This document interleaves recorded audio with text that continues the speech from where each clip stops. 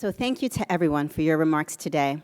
It is an honor to be a part of a dialogue that is not only important, but is at the crux of the question our country is grappling with as we all convene here today, which is how do we build a functional, equitable, just, and inclusive democracy that sees and values the expertise, potential, and dignity of all of us, but especially women of color. As I stand before you all reflecting on the conversation today, I want to tell you that I am Monique Miles.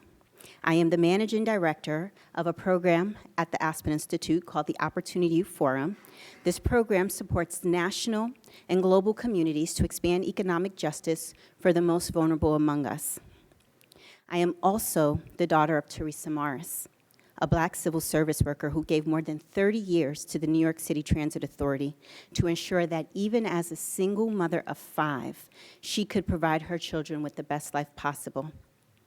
I am also the granddaughter of Helen Ann Morris, the first lady of a tiny church in Harlem, New York City that served healing, political advocacy, and the best sweet potato pie around to anyone and everyone in the community looking for encouragement, opportunity, and some good food, because yes, all of these things go together. I am a Harlem-born Black girl, and all of the statistics, as Representative Presley reminded us, most notably my zip code, dictated that I would not be standing here before you today. So as I share my closing reflections with you all, I want you to know I stand here with my ancestors, my elders, and all of the women and men in this room who are committed to achieving greater equity and justice. But most importantly, I stand on behalf of our young people, knowing that all of our work at its core is about preparing the world for their greatness, so that, in the vision of Representative Elijah Cummings, when our living messengers go out into the future, this world is prepared for them. I have to begin by sharing that I spent a lot of time thinking about what does it mean for us as women of color to reclaim our narrative. And while we have so many great legacies to adopt from, Shirley Chisholm, Ella J. Baker, and yes, the squad of representatives that are leading this country, I am drawn to the scholarship of Chimamanda Adichie and her talk on the danger of a single story. See, while this underlies this important notion that we are not one monolith, most importantly, what Adichie reminds us all, and Brenda so eloquently reminded us of this today, is that when we control our narratives, what we really control is where the story begins. And you see, the example that Adichie gives us is that sometimes when the story of the United States is told, it begins with people arriving to this country. It doesn't recognize, as Nikki reminded us, that indigenous people were already here, or that before the transatlantic slave trade, there were great civilizations that existed in Africa.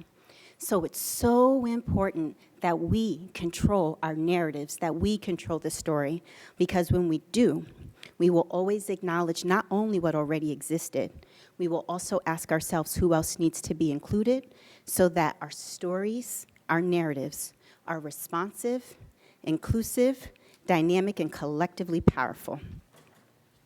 I also have to say, as I reflect on the dialogue here today, that our work does continue to need to be about supporting women of color across a wide range of diverse backgrounds to get elected into public office. We must also continue the fight. We have to keep an eye on key policy wins at the federal level that have implications for us all. So Nala reminded us of the case that is about to be decided by the Supreme Court on trans employment rights. We know this outcome is going to affect all of us. We also know that federal policies have to protect the intersectional nature of our immigration status, our gender, our race, and yes, as we have been reminded, our intersection with the justice system. This affects our parents, this affects us, and this affects our children.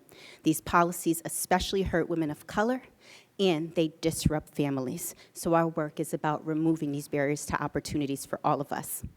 Let us also remember that policies aimed at our reproductive rights, equitable conversation, and even family paid leave are key to our shared prosperity. When these rights are diminished, it impacts our lifetime outcomes. And finally, I would be remiss if I didn't talk about policies that limit entrepreneurship, and especially for businesses run by women of color. You know, the research tells us that when women of color lead in businesses, the business thrives, the community thrives, our families thrive.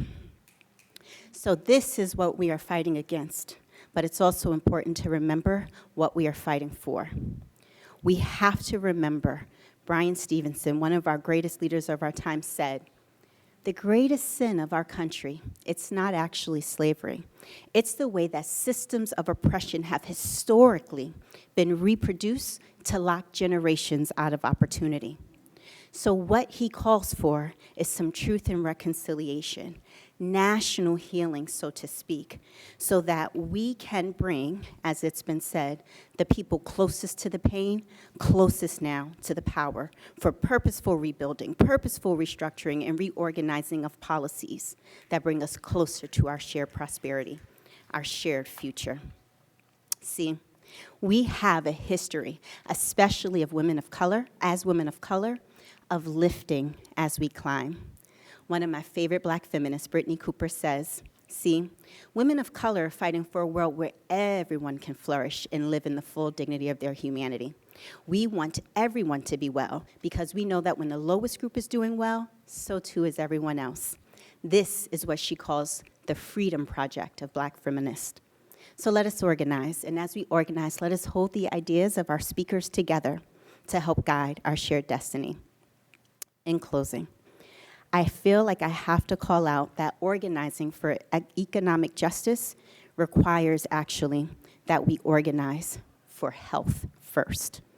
We absolutely have to put the fight for affordable, high-quality, culturally responsive healthcare that takes into account our race and gender at the forefront of our organizing efforts. Because you see, when you disaggregate the data, when you start to look at it by race and by gender, you can see that women of color are faring the worst on so many fronts. And Audre Lorde said, caring for myself, it's not self-indulgence, it is self-preservation, and that is an act of political warfare. Yes, friends, this work is personal, this work is political.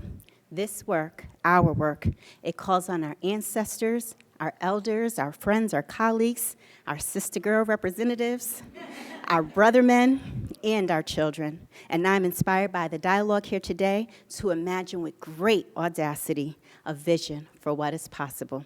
Thank you.